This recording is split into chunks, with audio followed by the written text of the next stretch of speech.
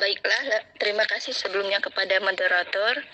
Di sini saya ingin mempresentasikan hasil diskusi kami yang dimana peran digital dalam pembelajaran. Yang pertama, pengertian pembelajaran digital.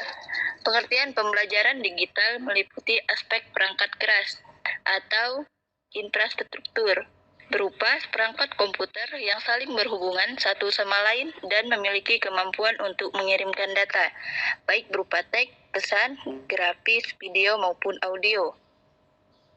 Pembelajaran digital dapat pula diartikan sebagai proses pembelajaran yang dilalui melalui network atau jaringan komputer, yang biasanya lewat internet atau intranet. Dengan adanya fasilitas internet, pembelajaran digital tidak terus-menerus tergantung pada pengajar, karena akses informasi atau knowledge lebih luas dan lengkap, sehingga pembelajar dapat belajar kapan saja dan di mana saja. Yang kedua yaitu peran digital dalam pembelajaran. Pada abad ke-21 ini, dalam hal ini teknologi pembelajaran mengembang tugas pada posisi yang semakin luas dan terkait dengan konteks belajar dan pengembangan.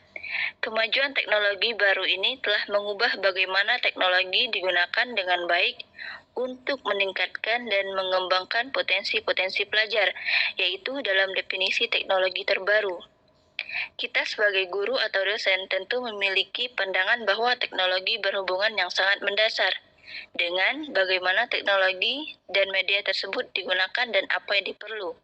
Menjadi pertimbangan kita agar mendukung keberhasilan, para guru atau dosen perlu mengetahui bukan hanya ketersediaan teknologi dan media juga dapat dipakai dalam pembelajaran, tetapi juga berapa pentingnya teknologi yang media tersebut sebagai faktor yang mempengaruhi proses pembelajaran. Sebagaimana dikemukakan di bagian awal, perubahan telah terjadi begitu cepat. Kita tahu bahwa pelajar telah berhadapan dan menggunakan berbagai peralatan teknologi canggih. Berkenaan dengan perubahan tersebut, perlu adanya perubahan peran guru di dalam kelas. Peran guru tidak cukup hanya memberikan ceramah tentang materi yang diajarkan, tetapi ia perlu mengubah perannya agar supaya mengajar lebih efektif dalam memahami era digital. Perubahan peran guru dalam belajar di era digital sangatlah penting dalam kaitannya untuk menyiapkan pembelajar memasuki era digital. Pengembangan profesional guru secara terus-menerus dan berkelanjutan menjadi sangat penting bagi setiap guru. Oleh sebab itu, penyiapan program pengembangan profesional guru yang mampu memberikan layanan memadai bagi pelajar di era digital perlu dipikirkan kembali terkait dengan kemampuan dan keterampilan guru dalam menggunakan perangkat teknologi baru, yaitu teknologi digital. Mungkin hanya itu, saya kembalikan kepada moderator. Kasih model pembelajaran pada 4 kelompok. Yang pertama yaitu model pembelajaran pemrosesan informasi atau Information Processing Models. Model ini menjelaskan bagaimana cara individu memberi respon yang datang dari lingkungannya dengan cara mengorganisasikan data, memformulasikan masalah, membangun konsep, dan rencana pemecahan masalah serta penggunaan simbol-simbol verbal dan non-verbal. Terus yang kedua, model pembelajaran personal atau Personal Family merupakan rumpun model pembelajaran yang menekankan pada proses mengembangkan kepribadian individu serta didik dengan memperhatikan kehidupan emosional. Proses pendidikan ini sengaja diusahakan untuk memungkinkan seseorang dapat memahami dirinya sendiri dengan baik, memikul dengan tanggung jawab, dan lebih kreatif untuk mencapai kualitas hidup yang lebih baik.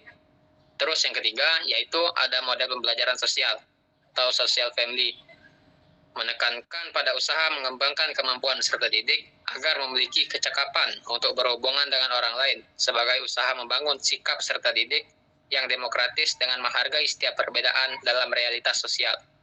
Inti dari model sosial ini adalah konsep sinergi, yaitu energi atau tenaga yang terhimpun melalui kerjasama sebagai salah satu fenomena kehidupan masyarakat. Denman menerapkan model sosial pembelajaran ini diarahkan pada upaya melibatkan serta didik dalam menghayati, mengkaji, menerapkan, dan menerima fungsi dan peran sosial. Terus yang keempat ada model pembelajaran Model pembelajaran sistem perilaku dalam pembelajaran atau behavior model of teaching dibangun atas dasar kerangka teori perilaku. Melalui teori ini, siswa dibimbing untuk dapat memecahkan masalah belajar melalui penguraian perilaku ke dalam jumlah yang kecil dan berurutan. Terus Joyce dan Will dalam bukunya Model of Teaching menggolongkan model-model pembelajaran ini ke dalam 4 rumpun. Yang mana dalam setiap rumpun ini telah dijelaskan di dalam makalah ini. Yang pertama ada rumpun model pembelajaran pemrosesan informasi, yang kedua rumpun model pembelajaran personal, yang ketiga rumpun model pembelajaran sosial, dan yang terakhir rumpun model pembelajaran perilaku. Baiklah, hanya itu yang dapat saya sampaikan terkait materi karakteristik model pembelajaran. Saya lanjutkan ke pemateri ketiga. Yang mengkombinasikan basis komputer dengan pertemuan langsung. Hybrid learning ialah kegiatan belajar mengajar yang dilakukan guru dengan peserta didik melalui daring dan luring. Pada rangkaian pembelajaran, peran guru menjadikan peserta didik dapat menjadi partisipasi aktif dalam belajar supaya pembelajaran tidak berpusat pada penyampaian satu arah saja, yaitu dari guru. Arti hybrid learning menurut Klimova and Kessel ialah sistem belajar dengan interaksi melalui teknologi dan bertatap muka. Kegunaan hybrid learning dapat menjadikan pembelajaran lebih efektif, fleksibel, informasi yang didapatkan selalu terbaru dan berorientasi pada keterampilan komunikasi. Model hybrid learning dapat mempengaruhi kompetensi peserta didik. Sedangkan menurut Surjono mendefinisikan hybrid learning ialah proses belajar guru dan peserta didik dengan menggabungkan daring, live, dan luring. Model hybrid learning mengembangkan 4 dimensi, yaitu pertama, pembelajaran face-to-face. Pembelajaran face-to-face atau luring dilakukan di kelas, laboratorium, auditorium, atau lainnya. Kedua, synchronous virtual collaboration adalah pengajaran daring dengan cara berkomunikasi atau bertukar pengetahuan pada waktu bersamaan, bisa dilakukan guru dengan peserta didik atau dosen dengan mahasiswa. Selanjutnya, asynchronous virtual collaboration, yaitu pengajaran daring yang dilakukan pada waktu berbeda. Selanjutnya, self-paced asynchronous, ialah pembelajaran mandiri yang pelaksanaannya dalam waktu berbeda, di mana peserta didik mempelajari materi yang diberikan pengajar dalam bentuk bahan ajar atau link. Selanjutnya, penerapan model hybrid learning dapat dilakukan apabila teknologi digital dan koneksi internet mendukung dalam pembelajaran jarak jauh, sehingga peserta didik dapat mudah belajar. Selain itu, penggunaan pembelajaran jarak jauh belum lengkap jika belum menerapkan pembelajaran luring. Pengajar harus memikirkan desain dalam menerapkan model hybrid learning yang mengkombinasikan pembelajaran daring dan luring. Selanjutnya, kerangka hybrid learning. Dalam kerangka hybrid learning ini terdapat 5 poin. Yang pertama, inisiatif. Kebiasaan pembelajaran luring membuat peserta didik mengalami masalah pada penerapan pembelajaran daring. Kedua, interaksi. Sebuah interaksi guru dengan peserta didik dilakukan dengan 2 cara, yaitu pembelajaran daring dan model hybrid learning. Ketiga, kemandirian. Peserta didik berpikir secara mandiri pada pembelajaran daring dan hybrid learning. Pembelajaran daring menekankan interaksi antar kelompok, sedangkan hybrid learning guru mempunyai peran untuk kecepatan belajar peserta didik. Keempat, insentif. Penerapan 2 mode pembelajaran harus membuat peserta didik menjadi termotivasi.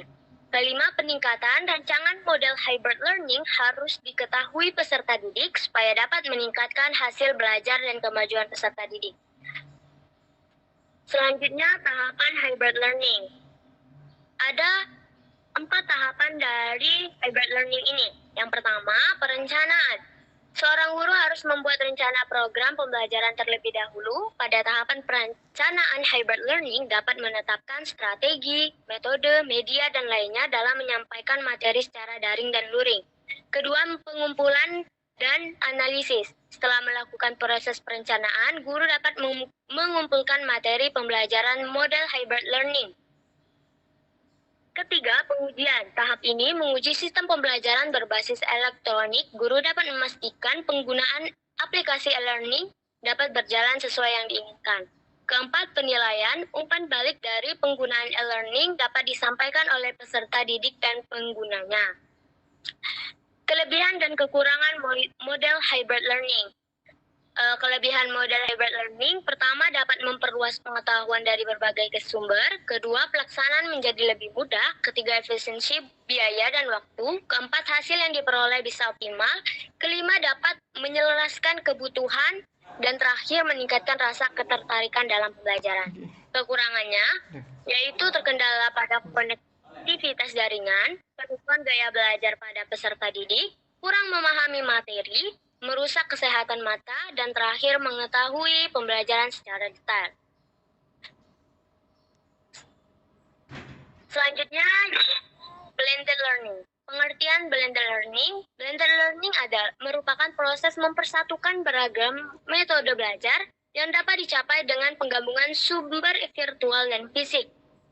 Driscoll dan Carl Liner dalam City Stiningsi mendefinisikan blended learning mengintegrasikan atau menggabungkan program belajar dalam format yang berbeda dalam mencapai tujuan umum. Tujuan umum adalah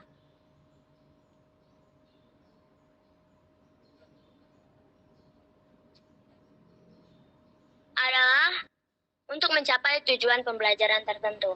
Selanjutnya, aspek-aspek dan karakteristik blended learning. Yaitu pertama, mode delivery, kombinasi traditional learning dengan pendekatan web-based online. Kedua, teknologi, penerapan kombinasi dari media dan teknologi. Ketiga, pedagogi, kombinasi beberapa pendekatan pedagogi, dan terakhir yaitu kronologi, pendekatan synchronous, real time, dan asynchronous.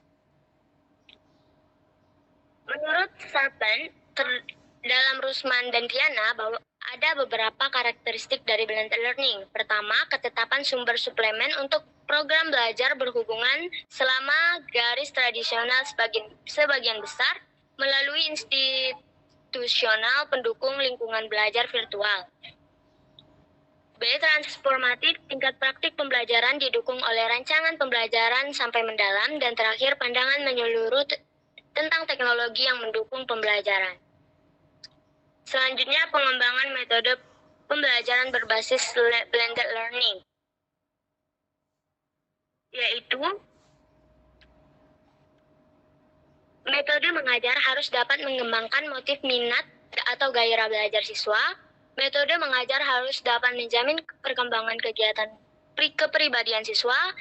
Ketiga, metode mengajar harus dapat memberikan kesempatan bagi siswa untuk mewujudkan hasil karya. Dan terakhir, metode mengajar harus dapat merangsang keinginan siswa untuk belajar lebih lanjut, melakukan eksplorasi dan inovasi. Penerapan blended learning, yang pertama, menetapkan macam dan materi bahan ajar. Kedua, tetapkan rancangan dari blended learning yang digunakan. Ketiga, tetapkan format online learning. Keempat, melakukan uji terhadap rancangan yang dibuat. Kelima, menyelenggarakan blended learning dengan baik. Dan terakhir, menyiapkan kriteria untuk melakukan evaluasi. Kelebihan dan kekurangan blended learning. Dalam kelebihannya, peserta didik dapat leluasa untuk mempelajari materi pelajaran secara mandiri dengan memanfaatkan materi-materi yang tersedia secara online. Kedua, peserta didik dapat berkomunikasi, berdiskusi dengan pengajar atau peserta didik lain yang tidak harus dilakukan saat di kelas. Ketiga, kegiatan pembelajaran yang dilakukan peserta didik di luar jam tatap muka dapat dikelola, dikontrol dengan baik oleh pengajar.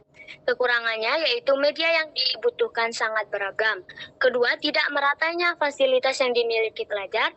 Dan terakhir yaitu kurangnya pengetahuan sumber daya pembelajaran, pengajar, peserta didik, dan orang tua terhadap penggunaan teknologi. Mungkin itu saja yang dapat saya sampaikan. Saya kembalikan